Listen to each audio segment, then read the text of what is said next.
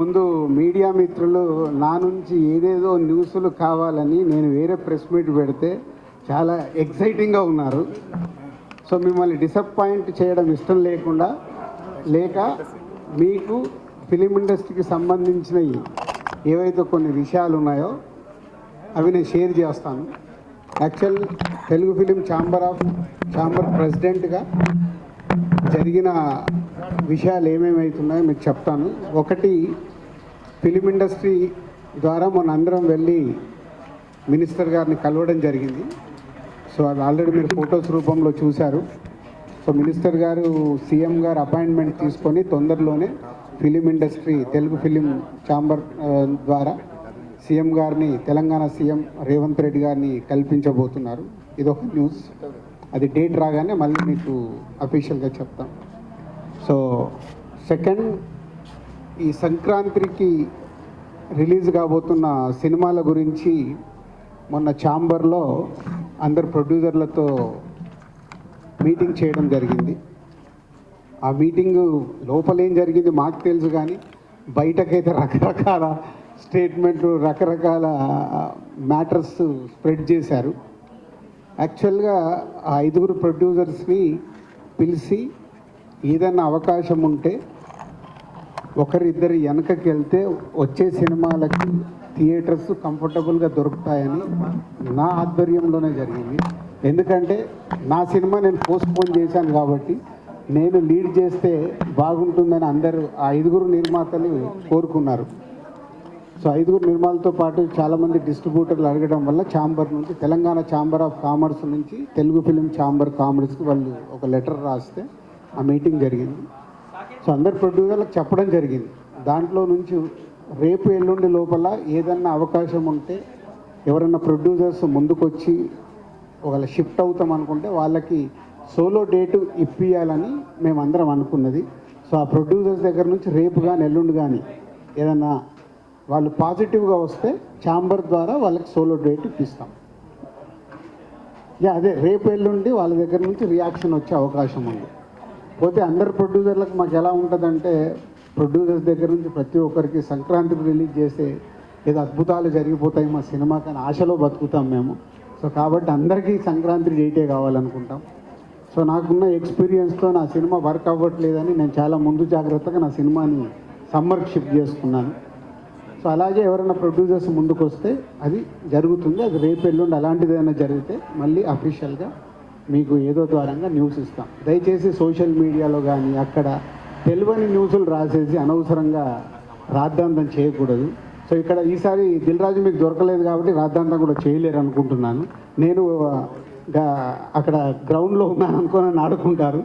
So 5 ప్రొడ్యూసర్లకు న్యాయంగా, పెద్ద cinema అయితే గుంటూరు కారం ఎప్పుడు అనౌన్స్ చేశారు కాబట్టి వాళ్ళు వచ్చేస్తారు. అలాగే అదర్ 4 ప్రొడ్యూసర్స్కి ఎక్స్ప్లెయిన్ చేయడం జరిగింది, ఎవరన్నా ఒకరిద్దరు వెళ్తే బాగుంటుంది అని. సో రిజల్ట్ చూద్దాం, రేపు ఎల్లుండి వచ్చేదాన్ని బట్టి దాని మీద వాళ్ళకి సోలో డేట్ ఇప్పించడానికి ప్రయత్నం చేస్తాం. సరే, 5 వస్తాయి. ఇప్పుడు అదే కదా నేను చెప్పింది, అందరికీ సంక్రాంతికే రిలీజ్ కావాలి. సో కాబట్టే అందరికీ కావాలి కాబట్టి వాళ్ళందరూ రావాలని అనుకుంటున్నారు. ఎవరైనా ఒక్కరు షిఫ్ట్ అయినా వాళ్ళకి సోలో డేట్ దొరుకుతుంది. నెక్స్ట్ అది ఛాంబర్ ద్వారా వేరే సినిమాలు రాకుండా సోలో డేట్ అకామిడేట్ చేపిద్దామనే ప్రయత్నం.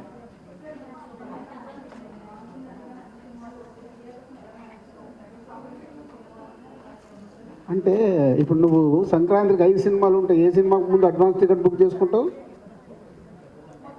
న్యాచురల్గా అది మన లైఫ్లో ఉండేదే. ఇప్పుడు ఎగ్జైట్మెంట్ దేనికి ఉంటుంది దాని ప్రకారమే థియేటర్స్ ఓనర్స్ కూడా కోరుకుంటారు, వాళ్ళ థియేటర్లు ఫుల్ ఉండాలనుకుంటారు. అందరికీ న్యాయం జరుగుతుంది. పెద్దవాడికి పెద్ద రేంజ్లో జరుగుతుంది, చిన్నవాడికి చిన్న రేంజ్లో జరుగుతుంది.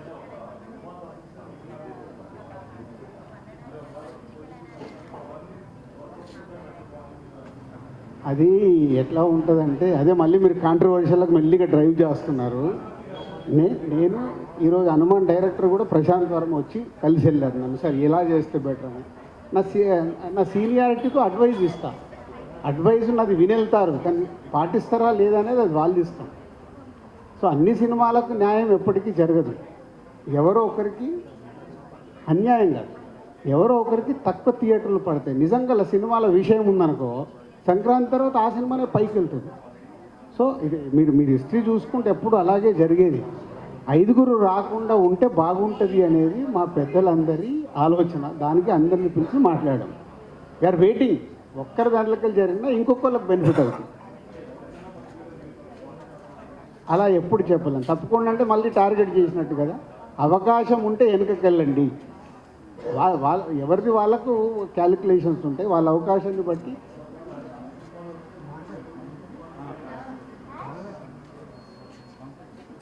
నైజాం ఒకటే కాదమ్మా, ఆంధ్రప్రదేశ్ కూడా ఉంది. యాప్ నైజాం మీద పడతారు ఎందుకు? ఆంధ్రప్రదేశ్ లేదా? ఆంధ్రప్రదేశ్లో కూడా దొరకాలి కదా అన్ని థియేటర్లు. ఇప్పుడు ఒక సెంటర్లో ఆంధ్రప్రదేశ్లో 3 థియేటర్లు ఉంటాయి. 5 సినిమాలు వస్తే 3 కదా పడతాయి, 2 పడవు. ఎప్పుడు నైజాంలో నేను కనిపిస్తాను కాబట్టి నా మీద ఫోకస్ వేసేస్తారు. ఏ కండలా అందరికీ జరుగుతాయి. ఎలా కంఫర్టబుల్గా ఉంటే అందుకే రిక్వెస్ట్ చేస్తున్నాం. నాకు అవసరం లేదుగా ఛాంబర్లో లీడ్ చేసి ఎందుకు రిక్వెస్ట్ చేస్తున్నాము? ఒక్కరు వెనకకి వెళ్ళారనుకో కనీసం 4 సినిమాలకు కంఫర్ట్ అవుతుంది. కింద ఉన్న సినిమాలకు కంఫర్ట్ అవుతుంది. ఆ ఒక్క సినిమా మీరు ఏదని చెప్తారు రాజు గారు, ఎందుకంటే మీ మాట చెల్లుతుంది. అసలు ఎవరైనా అలా అనకండి. ఇమ్మీడియట్లీ ఏం చేస్తాడు, ఇగో దిల్ రాజు గారి సినిమాని రావద్దన్నారంట, హెడ్లైన్స్ మీరే పెడతారు. నేను అందుకే ఎవరికి చెప్పదలుచుకోలేదు. మేము మీటింగ్ స్టార్ట్ అయ్యేకంటే ముందు అనుకున్నది అది. ఎవరికి మనం చెప్పకూడదు, వాళ్ళ ఇష్టం. ప్రపోజల్గా అందరికీ పెడదాము. ఎవరు వెనుకకి వెళ్తే బాగుంటుంది, వాళ్ళకు కూడా బెనిఫిట్ అయ్యేలాగే. అవును సార్, ఇప్పుడు మీరు ఎవరన్నా వెనుకకి వెళ్తే వాళ్ళకు బెనిఫిట్ అయ్యేలాగా వాళ్ళకి సోలో డేట్ ఇప్పిద్దాం. అప్పుడు ఏమవుతుంది, ఒకటే సినిమా వచ్చినప్పుడు వాళ్ళకి అడ్వాంటేజ్ అది. అదే ఆ సినిమా ఏ సినిమా కావచ్చు సార్, అది మనకు తెలియదు. అందరికీ చెప్పాం, అందరికీ ప్రపోజల్ ఇది. అదే 26 రావచ్చు. 26 జనవరి ఖాళీ, సెప్టెంబర్ 2 ఖాళీ, మార్చి 7 ప్రస్తుతానికి ఇంకా ఖాళీగానే కనిపిస్తుంది. వెనకాల ఇన్ని ఖాళీ డేట్స్ ఉన్నాయి, లేకనే కాదు. సరే, మన ప్రియారిటీ నేను మీ అందరికి ఓపికగా సమాధానం ఇస్తాను.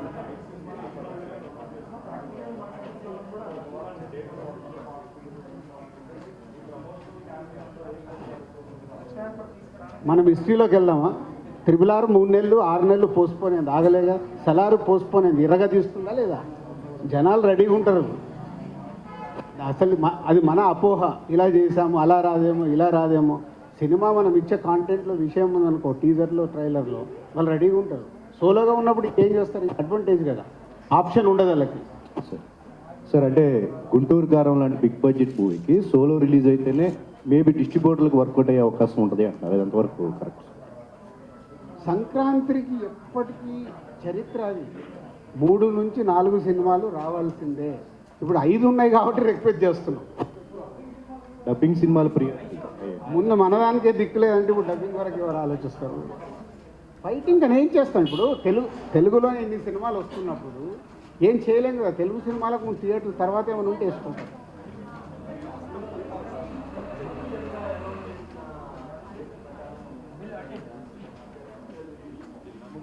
అంటే ఇప్పుడు అట్లా చేయలేము, ఎందుకంటే ఇప్పుడు సైంధవ్ ఉంది, అలా December 21.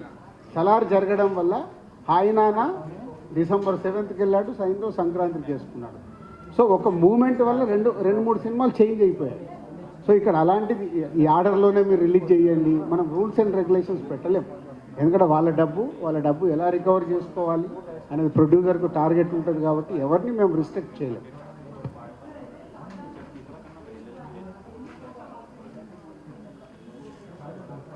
అది రేపు ఫోన్లో చెప్తాను, ఒకసారి క్యాలిక్యులేషన్. కాదమ్మా, నేనేమన్నా కంప్యూటరా లక్ష్మి?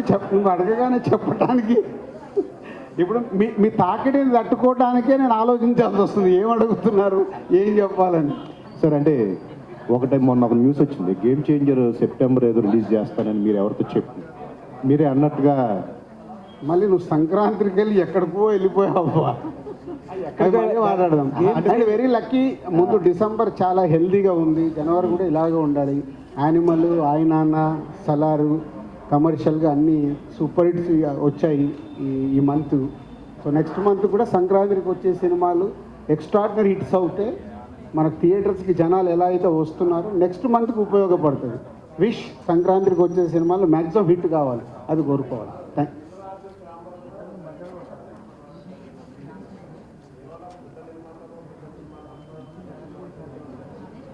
ఎందుకు జరగదు? ప్రతి మీటింగ్లో జరగదు. నిర్ణయాలు ఏం జరగవు.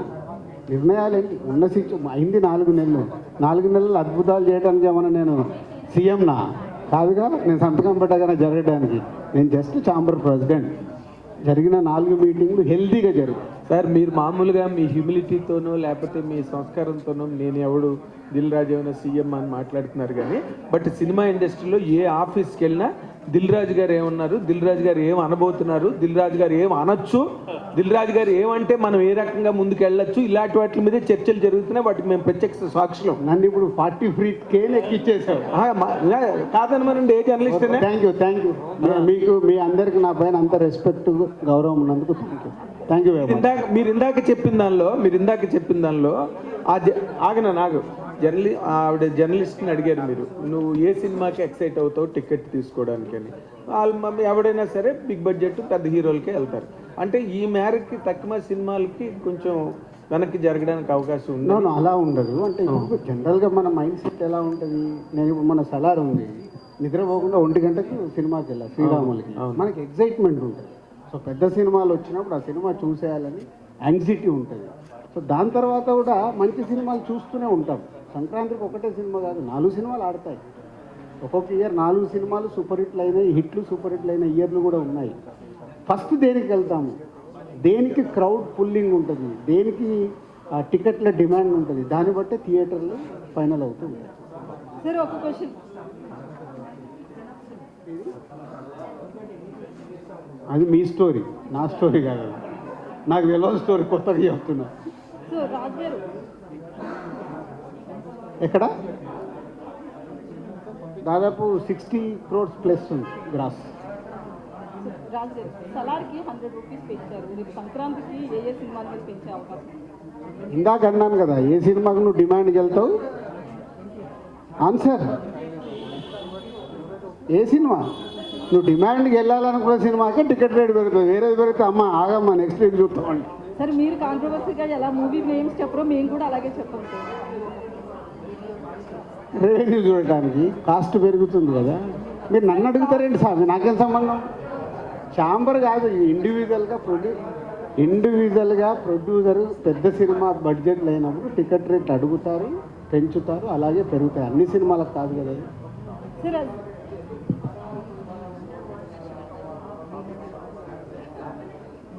అది ఆనవాయితీ కదా. ఇవాళ కొత్తగా ఏంది మారమంటే మారదు కదా, ఆనవాయితీ జరుగుతూనే ఉంది కదా. గవర్నమెంట్ ఇస్తే పెరుగుతుంది. 2 స్టేట్లలో ఇచ్చారుగా సలార్కి. అలాగే పెద్ద సినిమాలకు పెద్ద బడ్జెట్ ఉన్నప్పుడు రెవెన్యూస్ మీద పెరుగుతూ ఉంటాయి. 3 వారాలు అయిపోయింది కదా. 3 వారాలు రెవెన్యూ రావడం ఈ రోజుల్లో మహా అద్భుతం. మళ్ళీ తర్వాత సలార్కి ఆప్షన్ ఉండాలి కదా. సలార్కి 3 వీక్స్కి మళ్ళీ సంక్రాంతి సినిమాలు ఉంటాయి కదా. వెయిటింగ్. మా మినిస్టర్ గారు వెంకటరెడ్డి గారు చెప్తా అన్నారు, అపాయింట్మెంట్ తీసుకొని అప్పుడు సార్ మొన్న జరిగిన మీటింగ్లో మంత్రి గారితో ఏం లేదు. ఫస్ట్ అంటే గవర్నమెంట్ ఫామ్ అయింది కాబట్టి ఇండస్ట్రీ నుంచి వారిని వెళ్ళి కలిసి సీఎం గారు అపాయింట్మెంట్ తీసుకోమన్నాము. తీసుకుంటే అప్పుడు ఇండస్ట్రీకి ఉన్న ఏంటి అనేది సీఎం గారికి చెప్పినప్పుడు సీఎం గారు మంత్రి గారు మాట్లాడుకొని ఇండస్ట్రీకి సంబంధించిన ఏదైనా డిస్కస్ చేస్తారు. Okay, thank you.